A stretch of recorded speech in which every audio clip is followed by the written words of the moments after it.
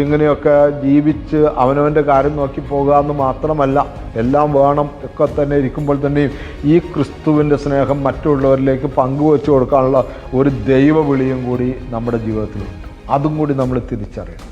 അതും കൂടി നമ്മൾ അത് വരുമ്പോഴാണ് പൂർണ്ണമാകുന്നത്. നമ്മൾ ഇത് യേശുക്രിസ്തു പറയുന്നുണ്ട്, എൻ്റെ പിതാവിനെ മനുഷ്യരുടെ മുമ്പാകെ ഏറ്റുപറയുന്നവന് ഞാനും എൻ്റെ പിതാവിൻ്റെ മുമ്പാകെ ഏറ്റുപറയുമെന്ന് യേശു പറയുന്നു. എൻ്റെ പിതാവിനെ മനുഷ്യരുടെ മുമ്പാകെ ഏറ്റുപറയാത്തവനെ അന്ന് ന്യായവിധി ദിവസം ഞാനും എൻ്റെ പിതാവിൻ്റെ മുമ്പാകെ ഏറ്റുപറയില്ല എന്ന് പറയുന്നു. അതുകൊണ്ട് പ്രിയമുള്ളവരെ, ഏറ്റുപറയേണ്ട ഉത്തരവാദിത്വം നമുക്ക്.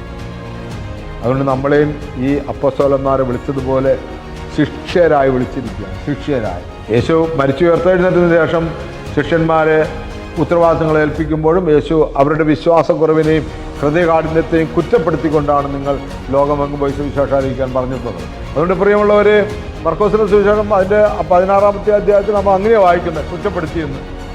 അതുകൊണ്ട് ഈ വിശ്വാസത്തിൻ്റെ പൂർണ്ണത വന്നിട്ടല്ല ആരും പ്രേക്ഷിതരാകുന്നത്, അല്ലെങ്കിൽ സ്വഭാവ രൂപീകരണത്തിൻ്റെ പൂർണ്ണതയെത്തി അതിവിശുദ്ധനായിട്ട് ഞാൻ വേലയ്ക്ക് ഇറങ്ങുള്ളൊന്നും പറയണ്ട. അതൊക്കെ ദൈവത്തിൻ്റെ കൃപയാണ്. പൂർണ്ണനാക്കുന്നവൻ അവനാണ്.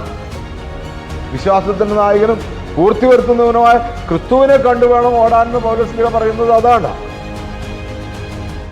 അത് ഞാൻ ഇച്ഛിക്കുന്ന നന്മയല്ല, ഇച്ഛിക്കാത്ത തിന്മയാണ് ഞാൻ ചെയ്യുന്നത്, അത് ഞാനല്ല എന്നിൽ വസിക്കുന്ന പാപമാണെന്ന് യേശുക്രിസ്തുവിൻ്റെ ദർശനം നേരിട്ട് കിട്ടി വേലയ്ക്കായി നിയോഗിക്കപ്പെട്ട പൗലോസ് പറയുകയാണ്. അതുകൊണ്ട് പാവപ്പെട്ട നമ്മളൊക്കെ കുറവുകളുള്ളവരാണ്, പക്ഷെ യേശു നമ്മളെ വിളിക്കുകയാണ്.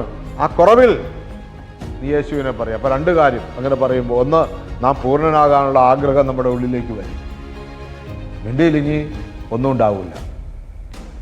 പൂർണ്ണനാകാനുള്ള ആഗ്രഹം നമ്മുടെ ഉള്ളിലേക്ക് വന്നു. രണ്ട്, പൂർത്തി വരുത്തുവാൻ. അതുകൊണ്ട് ആ യാത്രയ്ക്ക് പോകുമ്പോൾ ഒന്ന് രണ്ട് കാര്യം പറഞ്ഞ് അവസാനിപ്പിക്കാം. യാത്രയ്ക്ക് വടിയല്ലാതെ മറ്റൊന്നും അപ്പമോ സഞ്ചിയോ അരപ്പട്ടയിൽ പണമോ കരുതൽ. മുന്നമേ ദൈവത്തിൻ്റെ രാജ്യം അന്വേഷിക്കുക. അതുകൊണ്ട് നീ എല്ലാം ആയി തീർന്നിട്ട് നിനക്ക് എന്തൊക്കെ ഉണ്ടാക്കി വെച്ചിട്ട് നീ പോകാമെന്ന് വെച്ചാൽ ഒന്നും ഉണ്ടാക്കില്ല. ആ ഉണ്ടാക്കുക അതിനെയാണ് ഞാൻ പൊട്ടനെന്ന് വിളിച്ചത്, അത് വിഡ്ഢി എന്നുള്ള അർത്ഥത്തിലല്ല.